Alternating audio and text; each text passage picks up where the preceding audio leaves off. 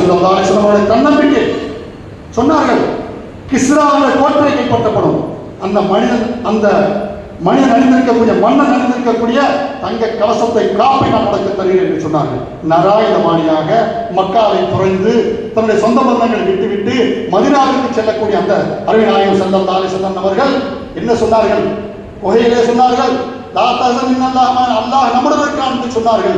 இங்கே சொன்னார்கள், கிஸ்ரா மன்னன் அணிந்திருக்கக்கூடிய தங்க காப்பை நான் உனக்கு பரிசீலிப்பேன் என்று சொன்னார்கள். என்று சொன்னால் இதுதான் தன்னம்பிக்கை. அல்லாஹ் என்று பொறுப்பு சாட்டினார்கள், தன்னம்பிக்கை வைத்தார்கள். வழிமுறையாக இருந்து வந்திருக்கிறது. இந்த முறையை பின்பற்றக்கூடிய பாக்கியத்தை அல்லாஹ் நமக்கு தந்துவிட வேண்டும். இந்த மீலாது விழா நாம் மட்டுமல்ல, நமக்கு முன்னால் வாழ்ந்து சென்ற நபிமார்கள் செய்திருக்கிறார்கள். காயப்பட்டணத்திலே பிறந்து கீழக்கரையிலே மறைந்து வாழ்ந்து மறைந்து கொண்டிருக்கக்கூடிய தங்களுடைய மூசா அலைஹிஸ்ஸலாம் அவர்களுக்கு வழங்கப்பட்டிருக்கக்கூடிய தௌராத் வேதத்திலே, ஈசா அலைஹிஸ்ஸலாம் அவர்களுக்கு வழங்கப்பட்டிருக்கக்கூடிய இன்ஜீல் வேதத்திலே,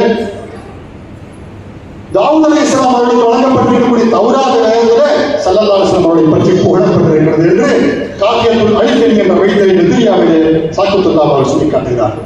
அதே போல அருமை நாயகம் ஸல்லல்லாஹு அலைஹி வஸல்லம் அவர்கள் இருந்த காலத்திலேயே சஹாபா பெருமக்கள் ஹஸ்ஸான் இப்னு சாபித் ரலியல்லாஹு அன்ஹு, கஅப் இப்னு ஸுஹைர் ரலியல்லாஹு தஆலா போன்ற மிகப்பெரிய சஹாபிகள் எல்லாம், அப்துல்லாஹ் இப்னு ரவாஹா ரலியல்லாஹு தஆலா போன்ற மிகப்பெரிய சஹாபிகள் எல்லாம் அருமை நாயகம் ஸல்லல்லாஹு அலைஹி வஸல்லம் அவர்களை அவர்களின் முன்பாக புகழ்ந்திருக்கிறார்கள்.